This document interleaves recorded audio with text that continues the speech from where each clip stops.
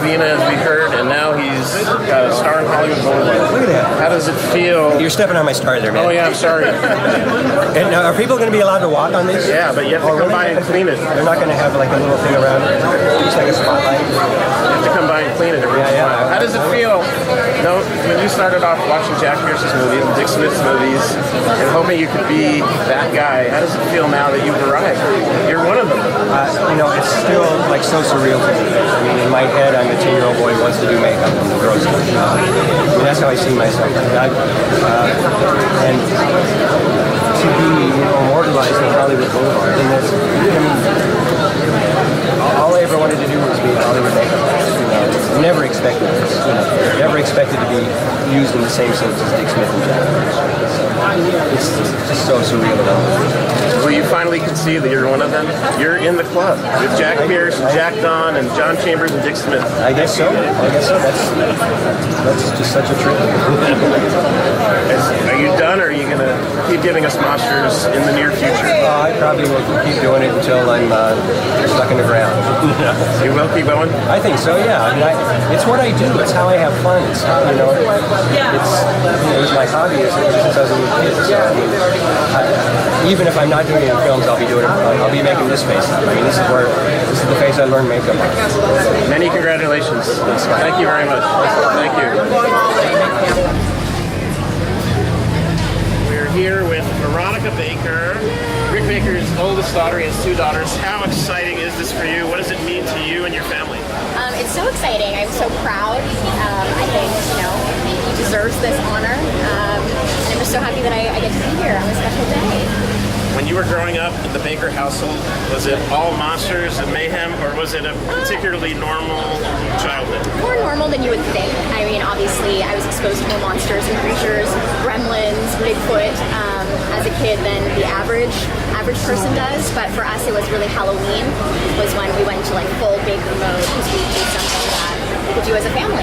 So we did stuff like Nightmare Before Christmas, and I was Sally, the Munsters, Wizard of Oz. There's always a little bit of a Baker stuff thrown in. With your career now, you're working for J.J. Abrams, right? Yeah, I work at a production company and an assistant there. Do you have aspirations to make your own mark in the movie business, and what would you like to do most? I like to produce. I want to be in features. I work at a company that has an amazing TV department, but we also do movies, and that's where I'm at now. So yeah, I would like to produce, and we'll see what happens. And as far as your dad, if you could pick one thing, from your dad's career to tell someone, like a young person maybe, who doesn't know anything about Rick Baker, what one thing would you show them? I would just say, my dad's story is so amazing because he decided when he was 10 years old he wanted to make monsters, and at the time that wasn't a thing. There was no school, there was no category at the Oscars. It just didn't exist. And he was lucky enough to have very supportive parents, but not everyone was supportive. So I would just say, follow your dreams. It sounds cheesy, but this is amazing. This is a kid who just decided, set his mind to this. He worked really hard, and now look where we're at. Well, congratulations. We're here with Veronica Baker, and she has another sister, and her mother's here. It's a big day for the Baker family. November 30th, 2012. Congratulations. Thank you so much. We're with Ken Ralston on Hollywood Boulevard at Rick Baker's Hollywood Star Ceremony. You've done some of the most amazing movies in the last 30 years. Star Wars films, Back to the Future, Contact. Beautiful work. Where can it go? I always say the same thing. I mean, the work will always be improving with what we can do digitally. The subtleties, the nuances that we can do now will just get better and better. I think we'll see more amazing sort of character work that feels more and more believable in digital work. As if it was really in the scene with other actors and having the same emotional sort of resonance that actors have. Not an easy thing to do, believe me.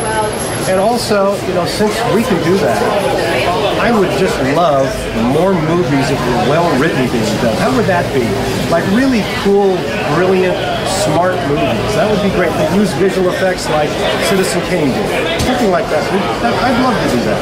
We look forward to a lot more from Ken Ralston in the future. He's done some of the best films of the last 30 years, plus 35 years now. Don't remind me. Thank you very much, sir. Thank you. Thanks for coming. We're with Dennis Mirren, Senior Visual Effects Supervisor at ILM for, what, 35 years? Something like since 76, whatever that was. 36 years. Yeah, Amazing. right. We've done some of the biggest movies at that time, the Star Wars films, E.T., Jurassic Park. Where does it go from here in terms of creating fantasy films and characters and landscapes and visual effects? It opens your imagination even more, but it's getting harder and harder because so much stuff's been done already. You keep talking yourself, it's not an easy thing. So we just keep trying, keep imagining, keeping the budgets down. I mean, it's a lot of conflicting things. Of all the things in your career since Star Wars, if you could put one in a time capsule for people to know what Dennis Mirren did in 100 years, which film would it be? You know, I couldn't do that. The ones I'm proudest of are Empire Strikes Back, which is the hardest film I've ever worked on. And right around the time of Jurassic Park, Terminator 2, when they got the digital going and the dinosaurs and digital compositing and all, that was really an amazing time period. It literally in dailies every day, we look at our stuff and we'd say, how was this done? We've never done this. No one's ever seen this stuff that's so real before. And we did it. It was like, it's amazing. That period, right in there in the early 90s. Why was Empire the hardest? Just out of curiosity. The asteroid Well, scene? the whole thing. If you look at Star Wars, there's really space scenes and a few other things. You look at Empire, you got the Walker scene, you got the asteroid scenes, you got the Tauntauns, you got all the cloud stuff going on. It's tons of stuff in that film. And everybody wanted to be so much better than Star Wars. Same amount of time. We were in Northern California, we hired local people, we were trained local people to do it. It was just really, really tough to be able to pull that off in the time frame. Now that Disney has absorbed the Lucas Empire, will that change the way you do your work and your way conceivably? We don't know yet. Disney keeps saying no. They're saying that, why break something when it's working? It's working. They want to do more Star Wars films. We want to be a production company. We started with George doing films of Aaron and George Payne, and I hope we're going to be back to doing it as well as other people. Guillermo's great looking Guillermo's films. And, a lot of guys we work for. We want to keep that relationship, getting back to it. So it's really exciting. We don't know where it's going to go. George seems very happy. He's done a great job building the company up and then being able to have Disney carry on the legacy of that. And so we're honestly, we're thrilled. Dennis Mirren, Senior Visual Effects Supervisor at ILM for the last 35 years, still going strong. We expect a lot of great things from him in the future. The future is unlimited, limitless. Thank you very much. We're here with Bob Burns, who's a suit performer, the Mad Mummy, Kogar, Tracy the Gorilla from the Ghostbusters TV show. That's not yet. And Oh my God, they've been telling me for years. made great creatures with Paul Blaisdell and had haunted houses in his house and collects amazing stuff, creatures and props and memorabilia.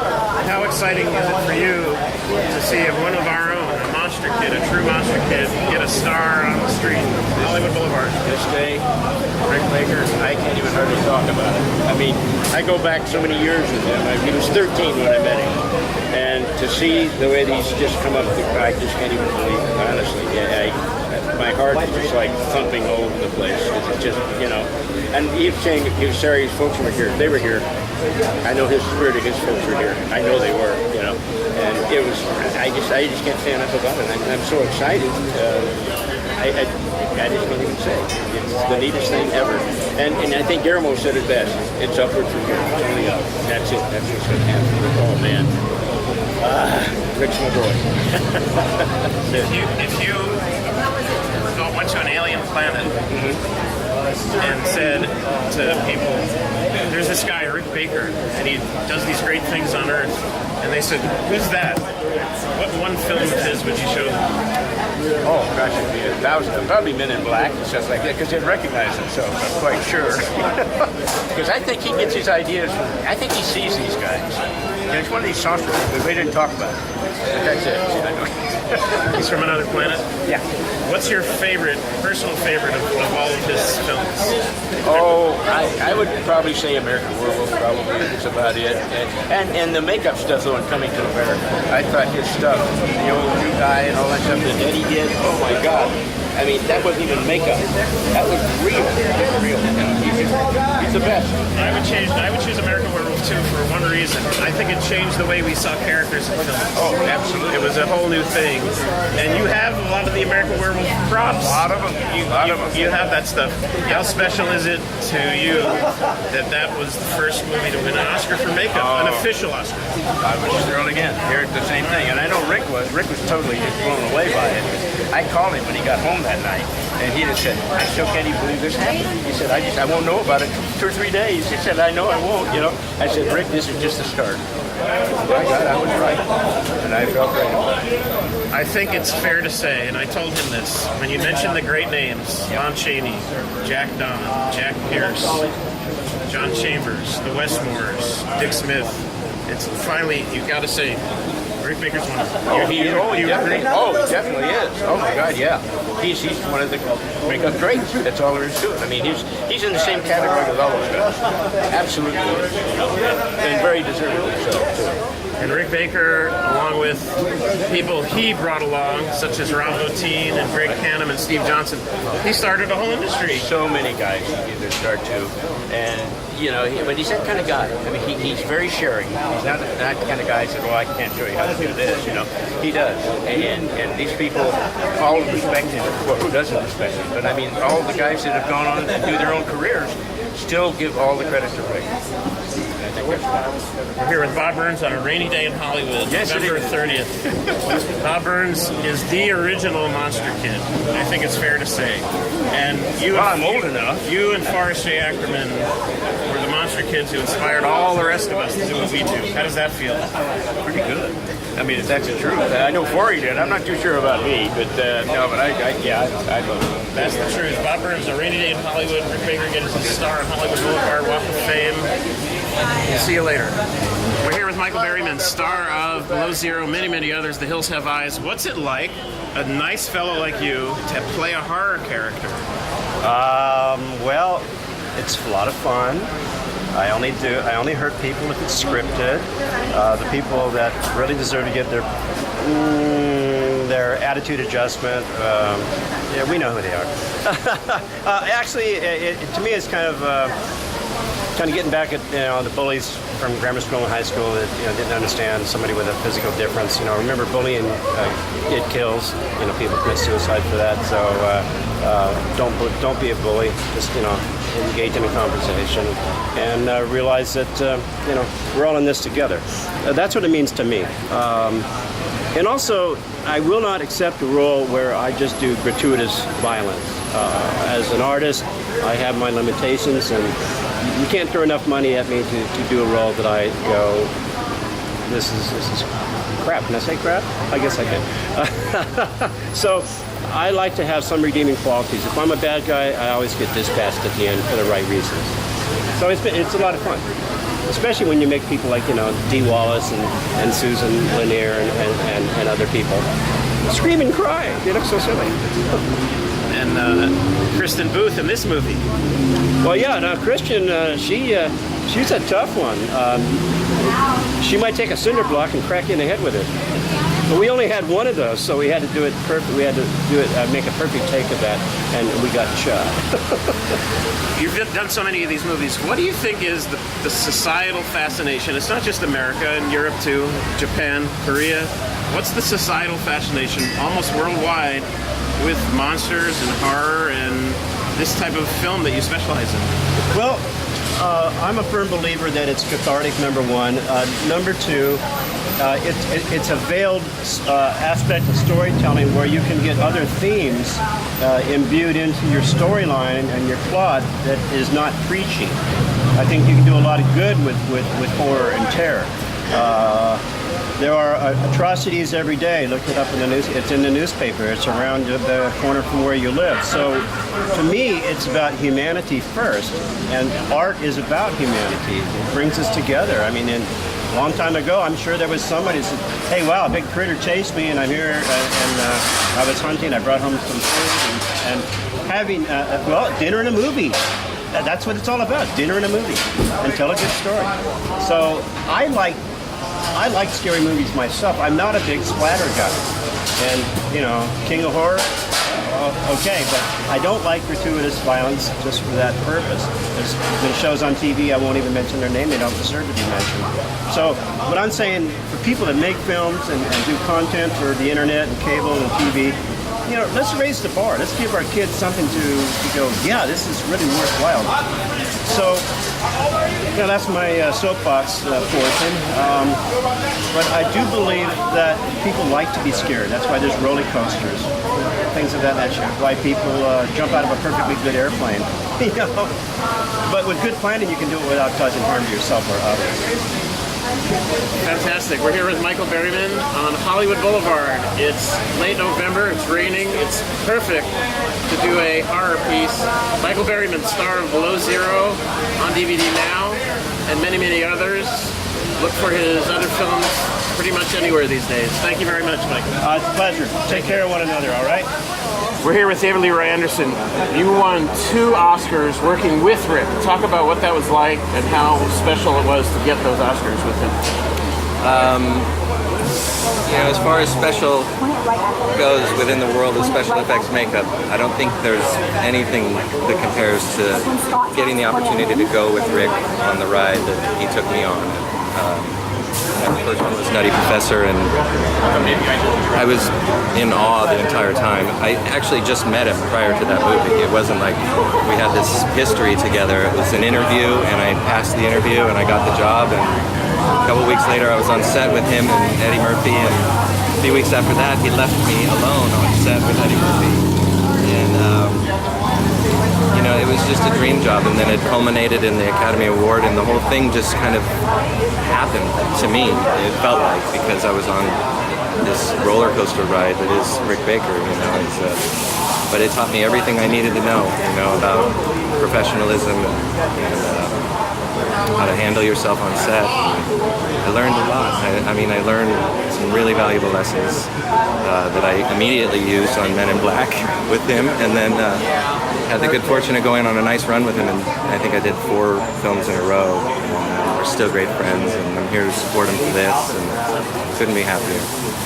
Also, your father, let's talk about him real fast. Your dad is Lance Anderson, who did films as wide-ranging as The Island of Dr. Moreau and so many others. Many, many stuff. Well, I think he was the dog actually, thing.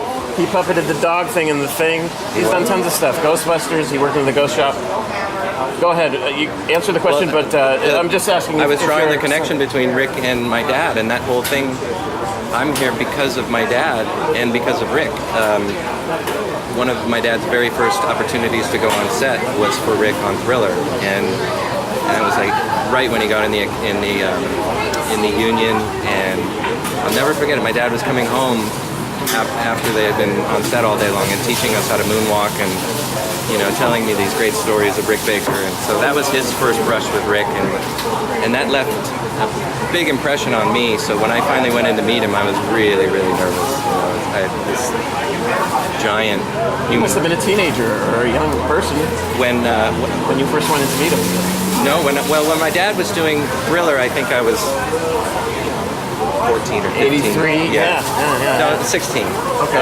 And then it was years later, actually, that I actually got to go to this innovation and do my interview. So, in the annals of great makeup people, the Jack Pierces and the Jack Dons, and Lon Chaney, and on, Lance Anderson, John Chambers, Tom Berman, where do you think Rick Baker falls in that legacy, that great legacy? I think we all fall behind him, frankly. I have personal experience with it, and I've never worked with another artist. I've never seen another artist. I've never heard about another artist that has so much integrity and attention to detail and focus and perfectionism. And I dare anybody to compare any of the other legends to Rick and his accomplishments. I mean, they speak for themselves. So. Not that all those other names you mentioned aren't fantastic, and you know, they're probably the reason Rick is what he is. But he took it all and put it all together in one package with a long ponytail. There's nothing we can add to that. David Leroy Anderson here on Hollywood Boulevard on the day that Rick Baker gets his star on the Walk of Fame. David worked on several films with Rick and won 2 Oscars with Rick. We'll talk to you again.